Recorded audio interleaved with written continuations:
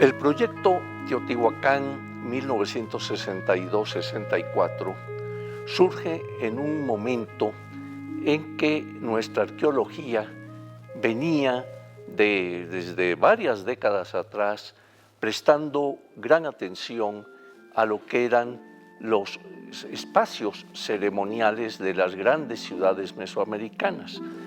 Eso podemos verlo, por ejemplo, desde los años 30, 40, con don Alfonso Caso en Monte Albán.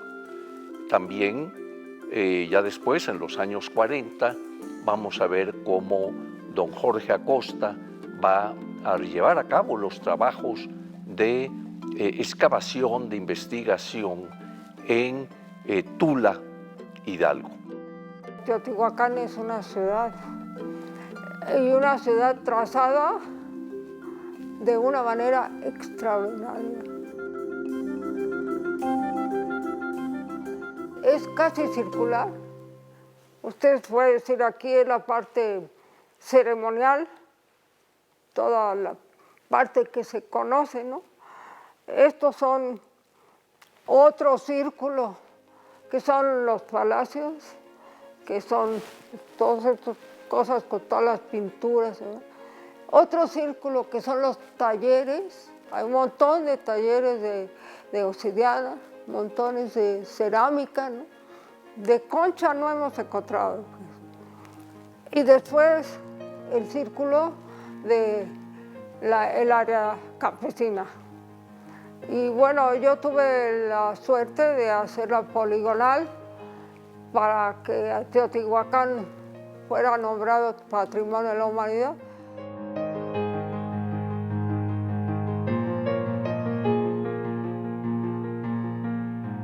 Me platicó el señor Cipriano Ortiz, que fue un señor que él me dijo que trabajó desde el año de 1905, que fue cuando la pirámide no era una pirámide, era un cerro, porque tenía directamente huiscolotes, tenía árboles, tenía nopales, tenía todo. Había ganados de animalitos, había directamente hasta los chivitos andaban directamente en la pirámide. Así es que en realidad me platicó que fue en el año, digamos, 10, cuando la inauguración, digamos, que se hizo del centenario de 1910, fue cuando trataron de ponerla hasta bandera. Ya la pusieron allá, y entonces cuando Batres, porque directamente fue todavía en la era de don Porfirio Díaz, fue directamente lo que tenemos, nuestra belleza de la pirámide del Sol. Aquí no había más que una vereda, aquí pegado al el corte pero en loma que va curviando, como a la mitad subía y había el otro bordo que es ese. Por ahí se desparramaba la gente, pasaba para los pueblos, salía para acá o salía para allá. El otro bordo todavía está. En la esquina era salida del que venía en la pirámide, tanto a pasear como a vender. Ahí salían. Había bastantes árboles, nopales, todo estaba como abandonado, porque pues había muchas entradas, por donde quiera entraba, inclusive entraba hasta el ganado a pastar, borregos, todo. No había malla, todo era libre. Al turismo pues estaba la pirámide del Sol y las pinturas de Tepantitla y allá Tetelco, Tetitla. La pirámide del Sol ya estaba limpia, ¿eh? Se ve que ya la habían trabajado. Bueno, en esa época yo no me daba cuenta de esas cosas, pero ahora sí lo recuerdo, pues la pirámide ya se veía bien, la pirámide. Gente no había, nada más pues algunas familias con sus niños y de vez en cuando gentes americanas. Nadie se atrevía más que uno que otro a subir hasta arriba. Usted sabe que es muy alta, muy difícil de bajar. La pirámide de la Luna era un monte. La calle que hoy se llama de los Muertos, que no es de ningunos muertos, pero que así se llama, pues era un pastizal.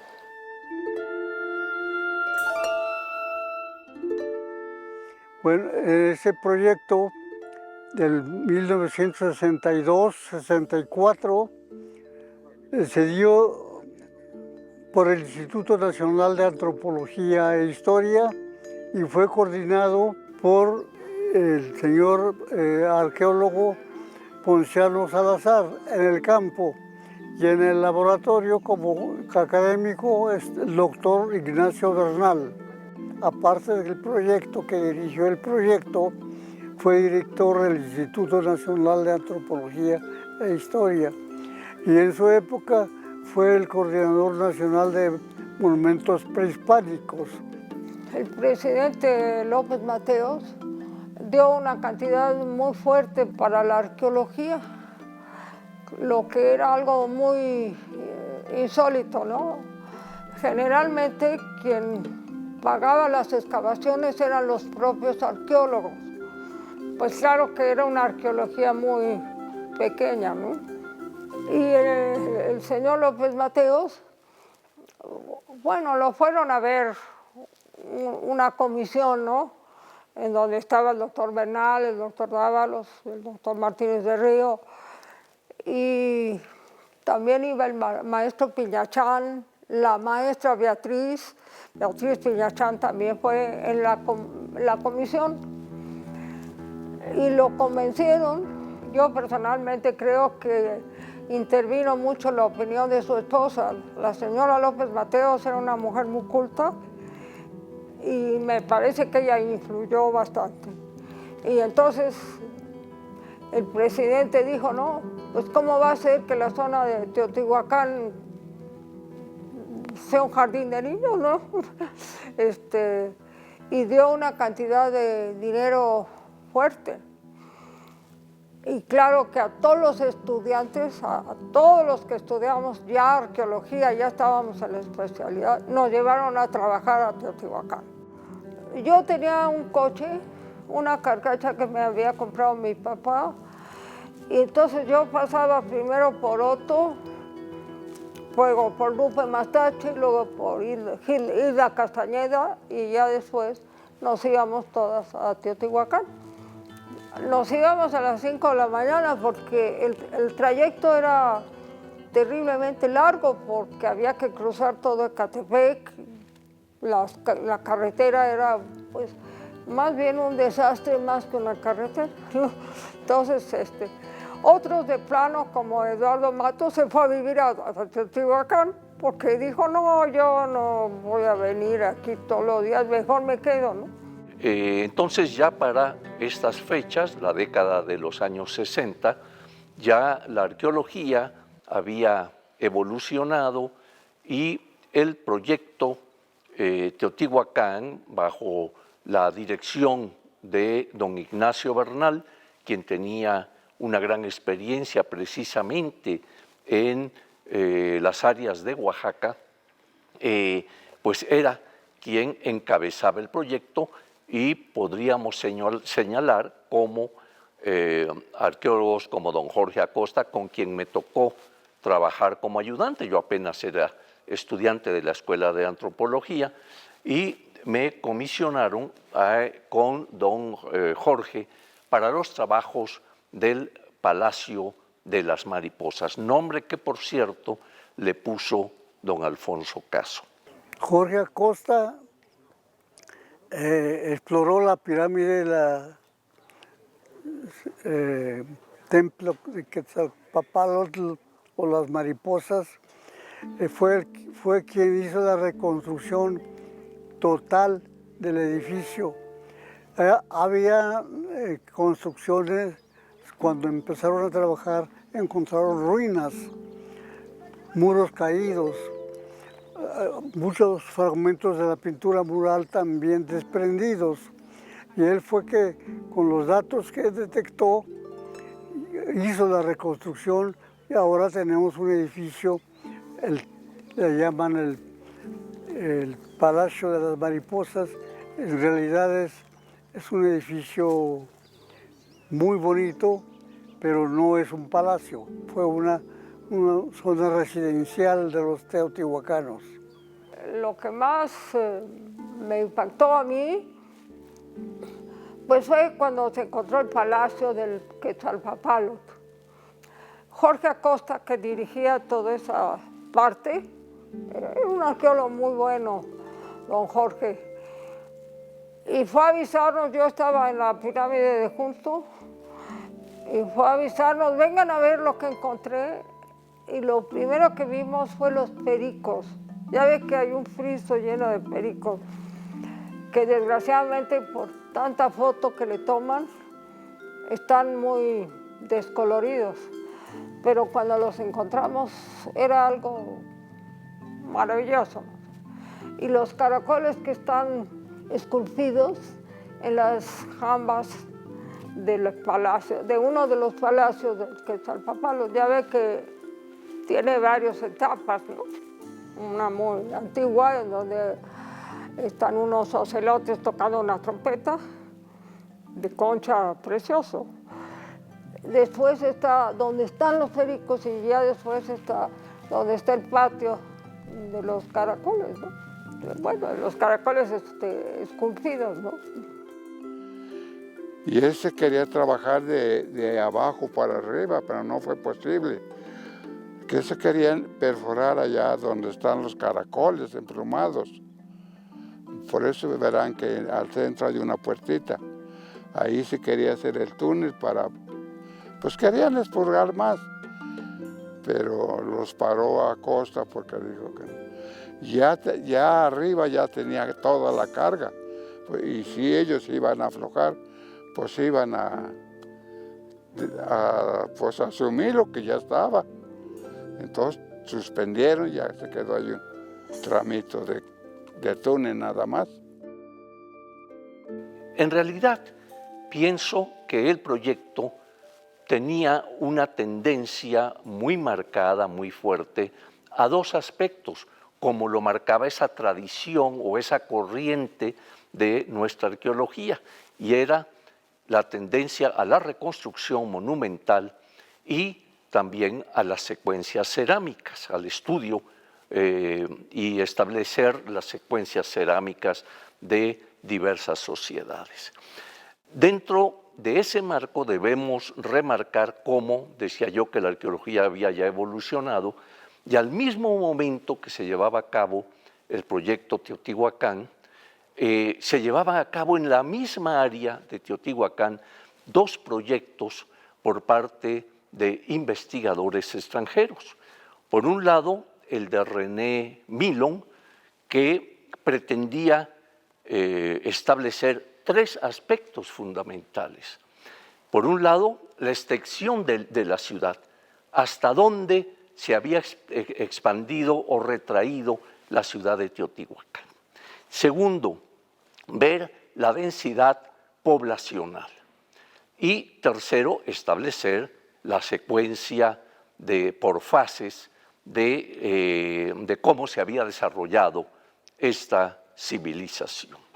Entonces tenían ese objetivo que lograron, yo creo, de una manera muy significativa, a grado tal que actualmente los planos elaborados por Milon y su equipo pues siguen siendo base para la arqueología que posteriormente y hasta la fecha se ha desarrollado en el lugar, al igual que imperaba y todavía lo que era la nomenclatura que ellos establecieron de las diversas fases cerámicas, ¿no?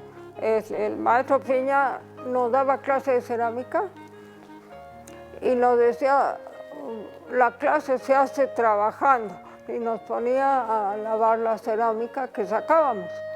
Y sí salió mucha cerámica, una muy fragmentada, pero sí salió mucha cerámica, y pues vimos muchas cosas también salieron de sílex y de obsidiana, inclusive cosas de jade. El otro proyecto lo presidía un arqueólogo que era William Sanders, quien estaba estudiando el aspecto, digamos, ecológico del Valle de Teotihuacán y planteaba también el aspecto de las relaciones simbióticas al interior de esta sociedad. Esto, digamos, con estos dos proyectos al mismo tiempo, más o menos, ¿verdad? El proyecto Teotihuacán, como digo, su planteamiento, si es que así podemos llamarlo, era la tendencia a establecer esa cronología, lo cual recaía en Florencia Müller, que era la responsable del estudio de los materiales, y de arqueólogos como don Jorge Acosta, ya lo mencioné, Ponciano Salazar. Sí, él estuvo en Teotihuacán en las épocas de los 60s, y lo que yo recuerdo es un gran proyecto, un proyecto monumental, donde incluso al inaugurarlo se hizo una gran autopista, porque antes era una carretera pequeña, normal, y entonces junto con la inauguración del proyecto había que mejorar las vías de acceso, y la autopista que ahora conocemos pues inició allí en esos mismos momentos. Trabajé también con la doctora Müller en el análisis de los materiales cerámicos aquí en las bodegas de la Ceramoteca, y Guadalupe Mastache era mi compañera. Conjuntamente exploramos un lugar que le llaman el grupo de los murales de los animales mitológicos, una serie de jaguares que estaban representados en lucha, unos jaguares y otros ahí, pero se encontraron ahí precisamente junto a la gran plaza de la Pirámide de la Luna, por el lado oeste de la calzada de los Muertos. Una de mis compañeras que se llamaba Guadalupe Mastache, usted debe conocerla, ella después se especializó en Tula. Era delgadita, pero delgadita. Y un día se nos cayó por el desagüe. Se fue de cabeza. Y bueno, pues nos asustamos mucho, empezamos a sacar tierra y todo. Y nos decía con la mano que nos bajáramos. Y encontramos ese palacio donde están esos animales. Ya ve que son combinados, ¿no? Que tienen alas de pájaro, cabeza de perro y todo junto, ¿no? Esa fue otra de las cosas más impresionantes, ¿no? Haber encontrado, pues, un Teotihuacán abajo que tenía palacios pintados.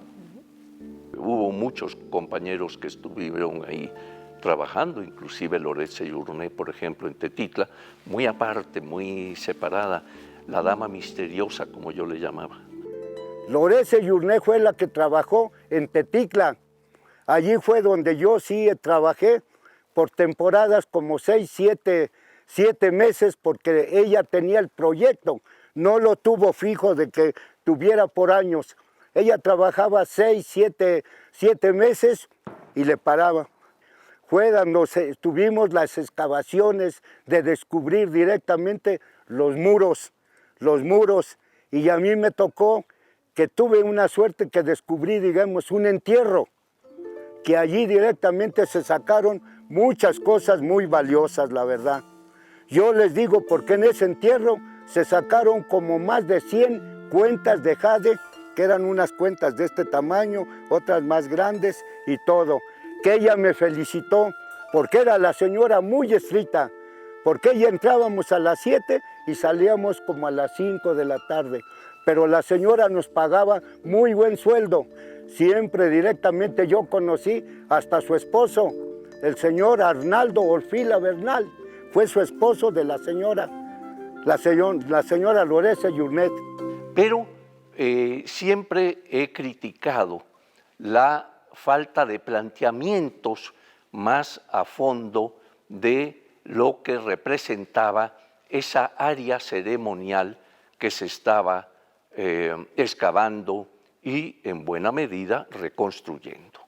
La Plaza de la Luna está limitada por por muchos montículos, basamentos piramidales. Esos fueron explorados en esa época.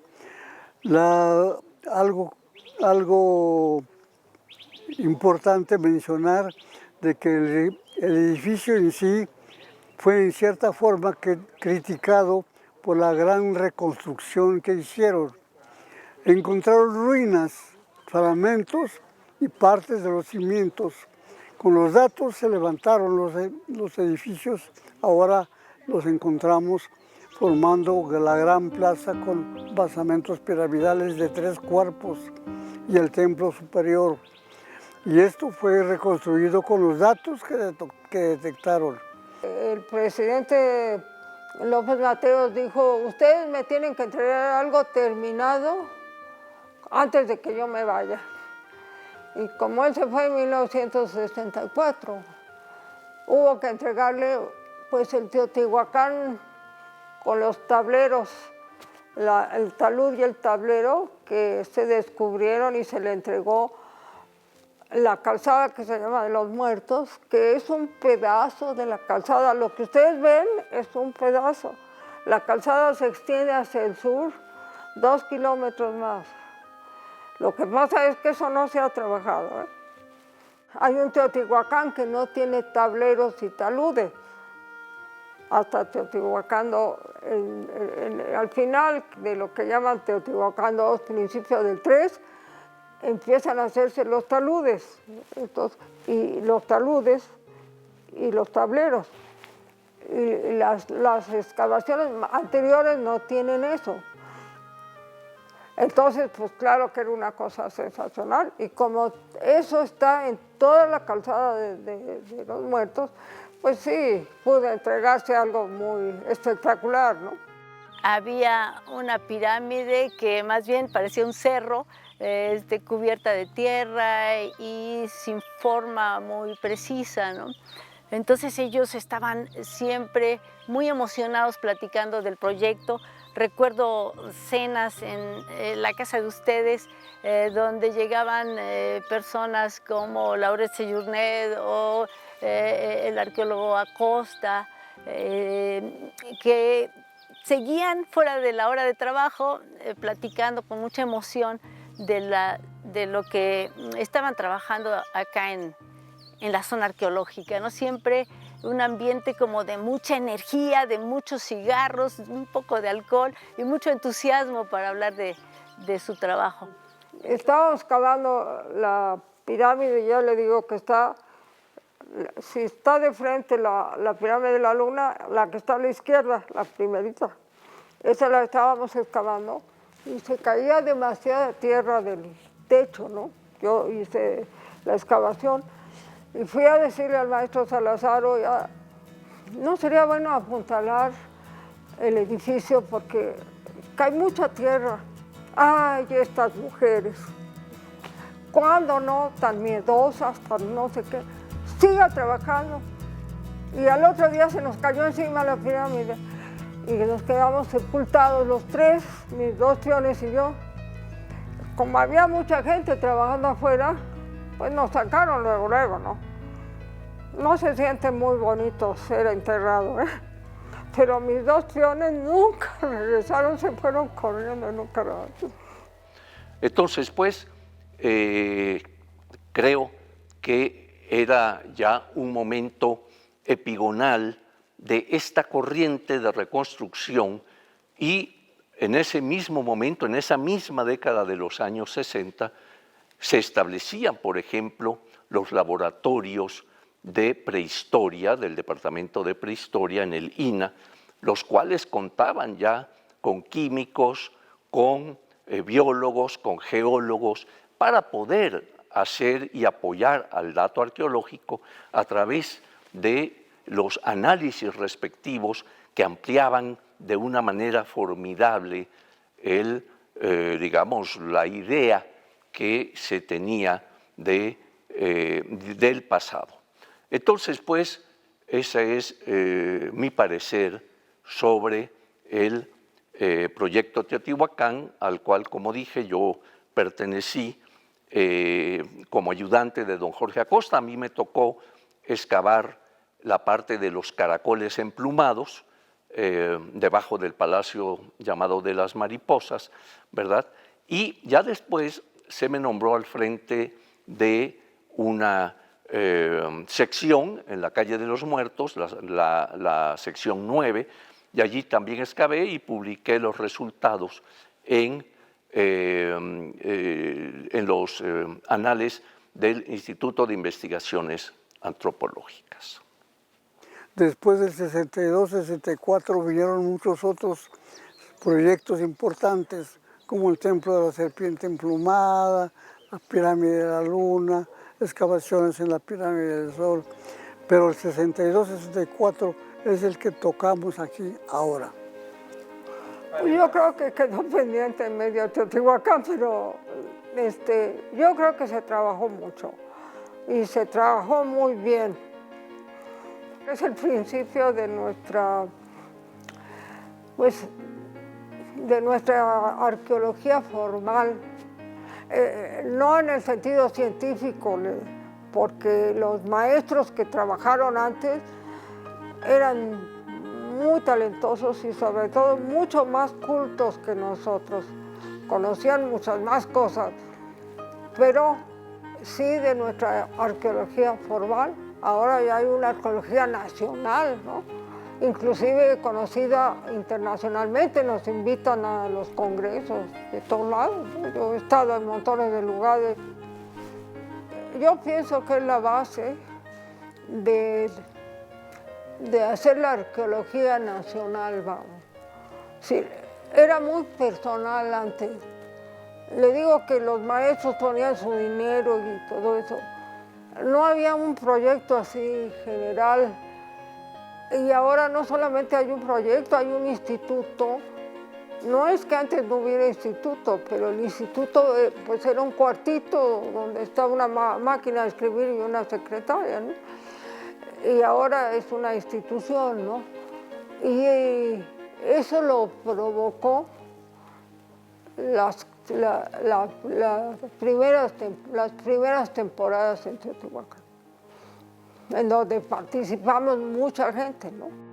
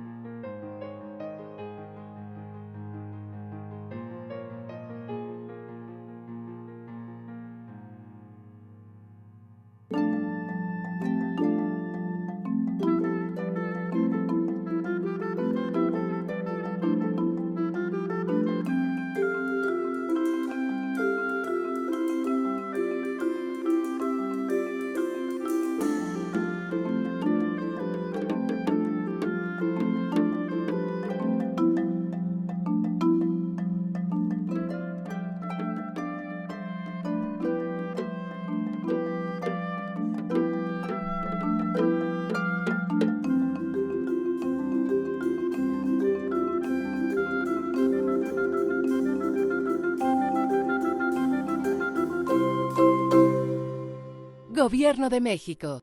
Segundo piso de la Cuarta Transformación.